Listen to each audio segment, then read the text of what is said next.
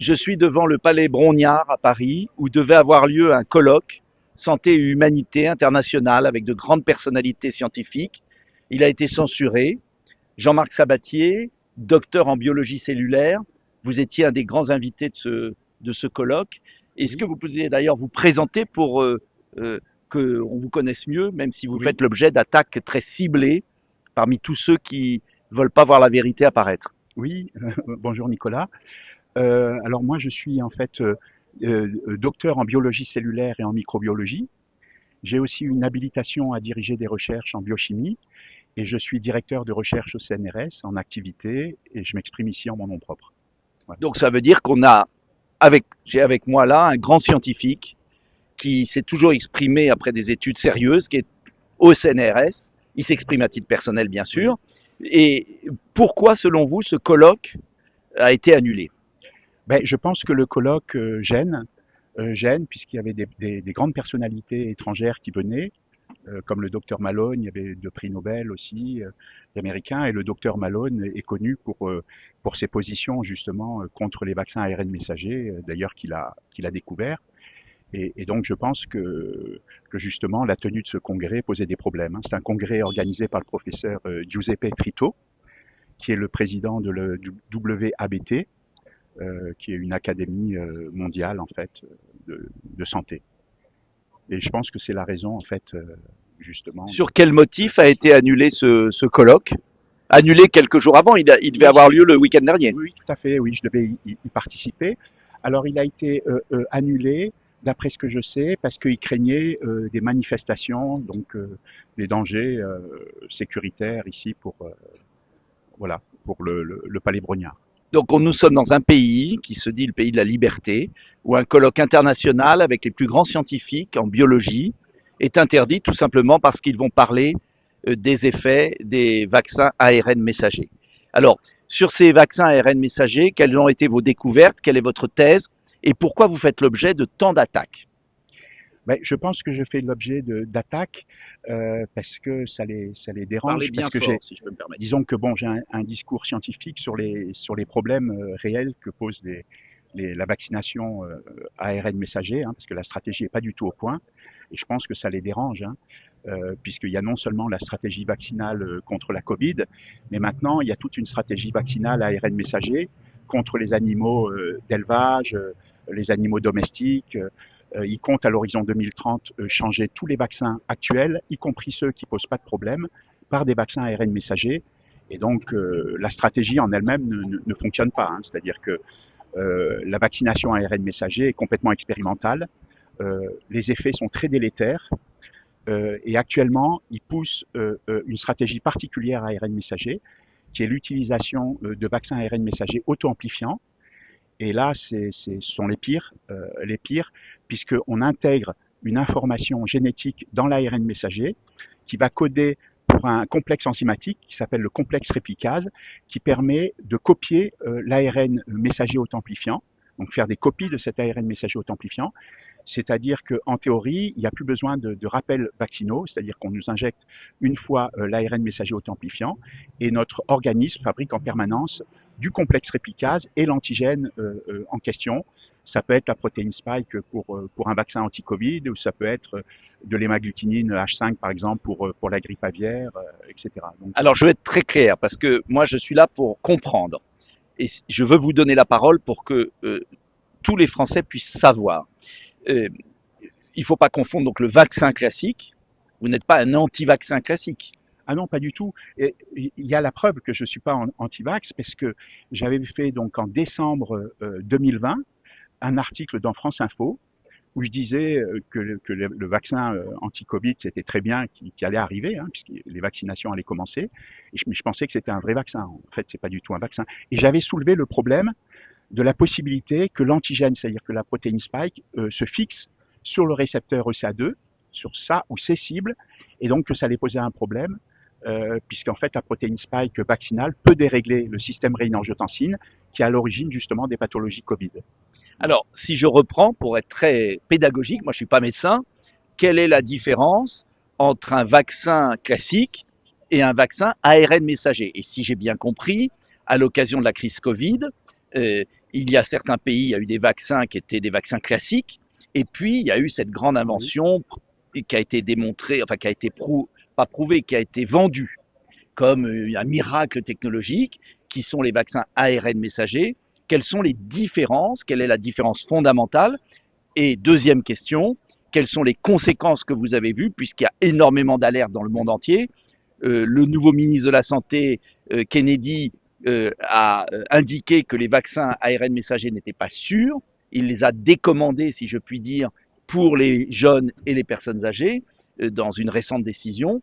Donc, est-ce que vous pouvez expliquer, vous qui êtes un chercheur, un scientifique, parce qu'on nous accuse et on vous accuse de ne pas être scientifique, quelle est la différence et quels sont les risques de ces vaccins ARN messagers et oui. pourquoi alors, s'ils ne sont pas sûrs, comme le dit d'ailleurs Kennedy et la nouvelle administration américaine, pourquoi en France, en revanche, ils sont développés et ils sont développés par exemple pour les canards d'élevage. Voilà, et après j'aurai une autre question là-dessus. D'accord. Alors, ce qu'il faut savoir, c'est que les vaccins, jusqu'en 2019, c'était des vaccins dits classiques. Donc, il y avait des vaccins à microbes inactivés, par exemple à virus inactivés. Il y avait des vaccins à microbes atténués, donc des souches pas virulentes, disons pas dangereuses. Il y avait des vaccins à microbes qu'on appelle à vecteurs viraux, hein. C'est-à-dire on utilise un autre microbe qui va exprimer donc un gène qui va coder pour l'antigène en question. Et puis il y a les protéines recombinantes aussi, où on utilisait en fait juste une protéine du microbe. Voilà, ce sont les vaccins classiques, hein. Et là, ils ont développé donc des vaccins entre guillemets à ARN messager. Alors l'approche est tout à fait différente, c'est-à-dire que on va vous injecter l'ARN messager qui va être protégé par une gangue de nanoparticules lipidiques qui vont servir donc à atténuer la réaction de stimulation du système immunitaire inné et qui vont permettre en fait à l'ARN messager d'être vectorisé à l'intérieur des cellules parce que spontanément l'ARN messager ne rentrerait pas dans la cellule et une fois qu'il est dans la cellule, à ce moment-là, il peut être traduit par la machinerie de notre organisme, la machinerie cellulaire, la machinerie des ribosomes, justement en protéines correspondantes, c'est-à-dire en protéines spike pour les vaccins entre guillemets anti-Covid.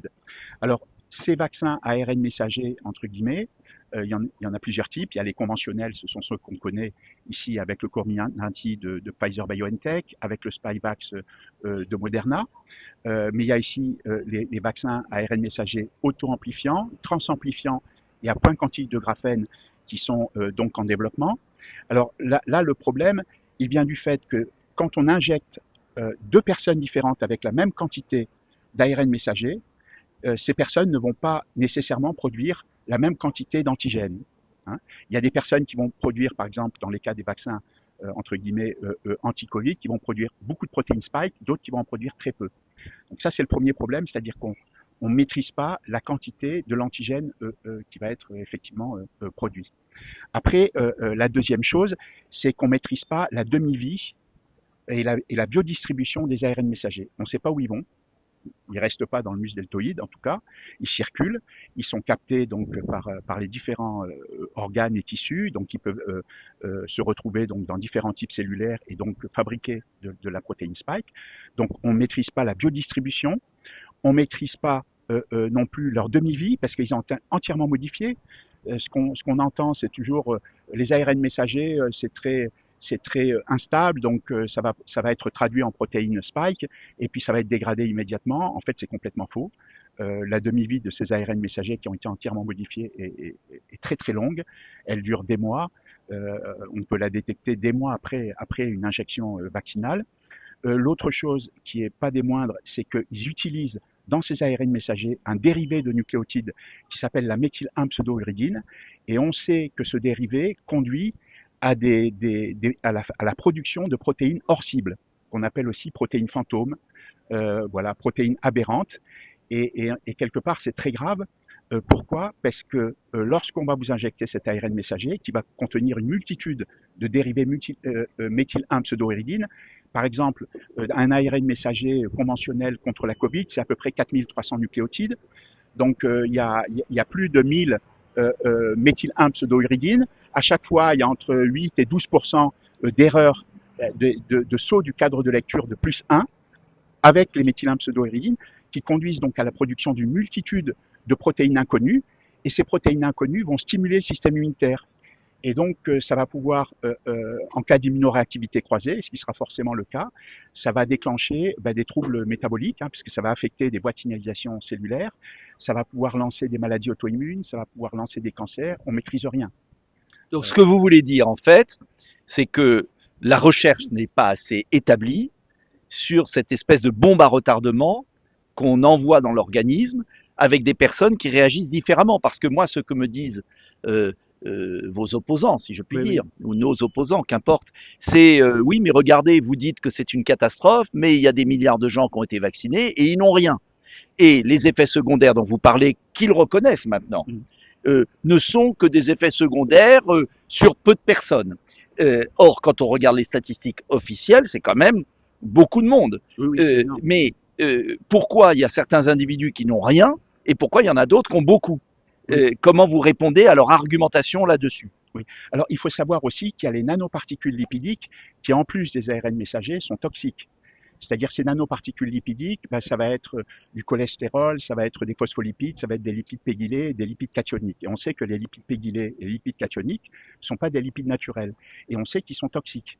Et donc, toutes les données qui existaient même avant 2019 montrent que les ARN messagers, la stratégie vaccinale ARN messager, ne fonctionne pas.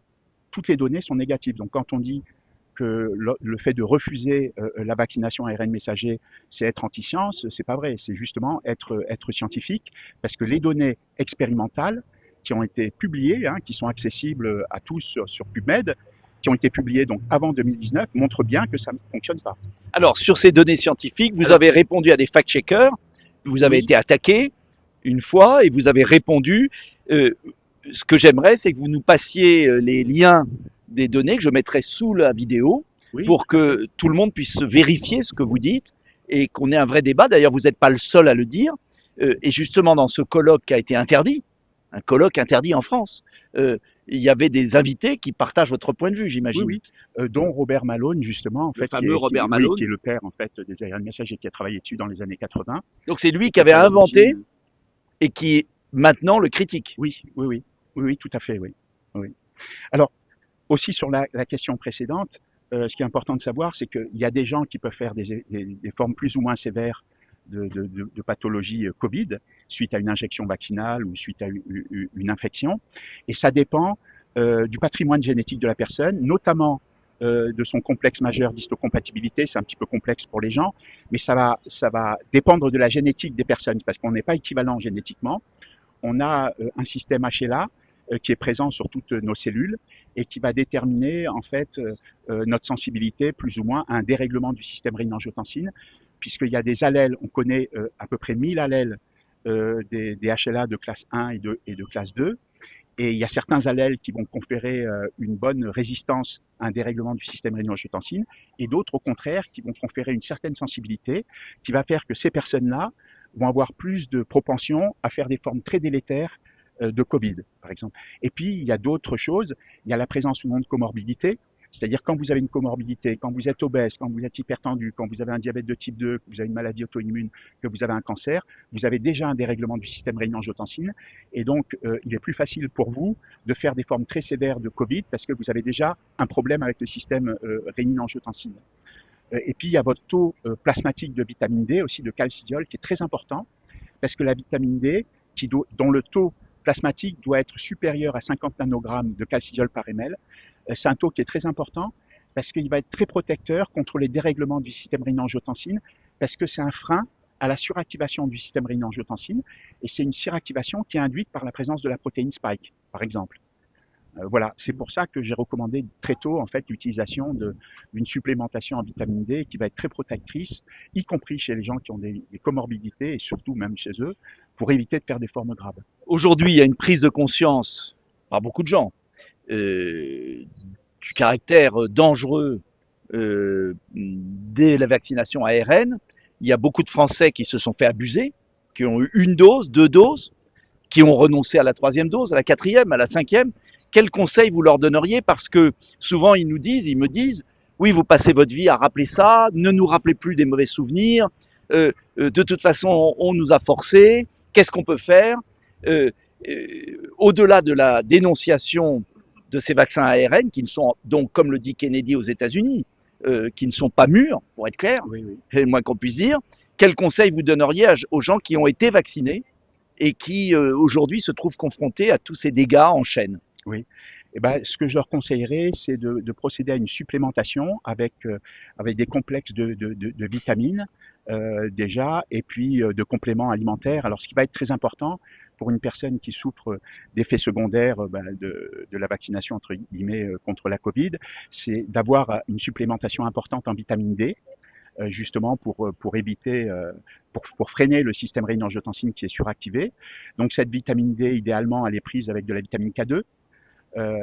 Donc la vitamine K2, elle gère l'homéostasie du calcium, et c'est pour ça qu'elle est importante, parce qu'en cas d'hypervitaminose D, on peut craindre un dépôt de calcium sur les tissus mous, l'apparition de calculs au rein. Donc il faut de la vitamine D à forte dose.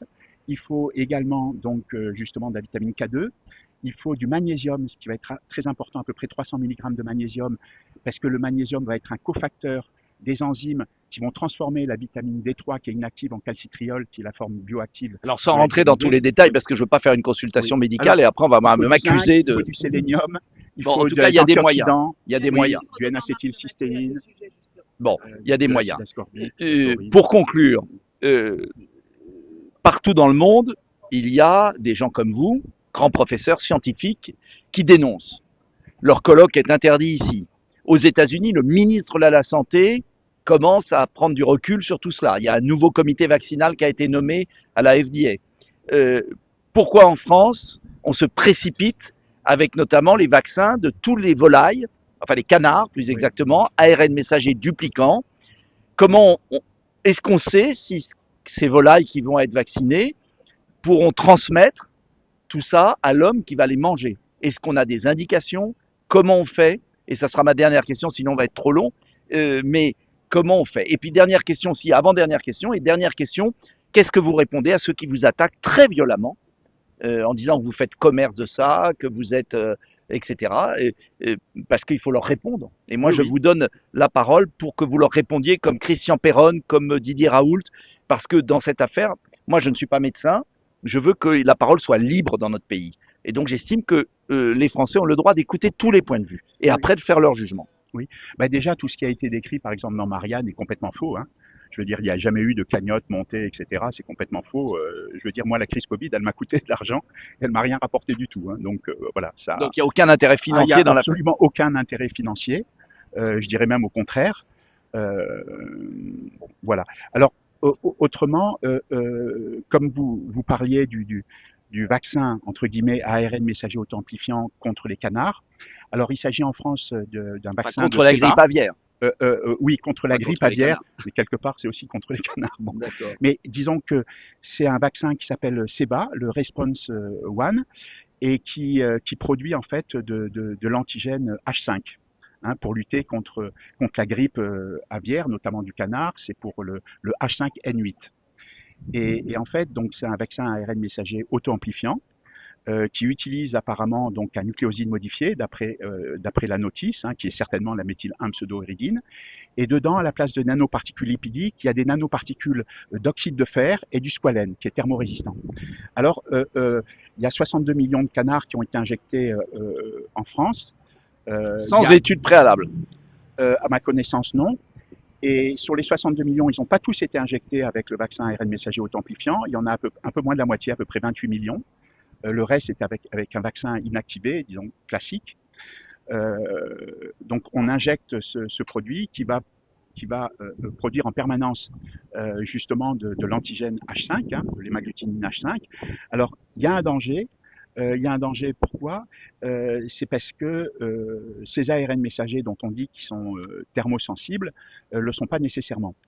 Un ARN messager, généralement, est détruit, commence à être détruit à une température de 65 degrés.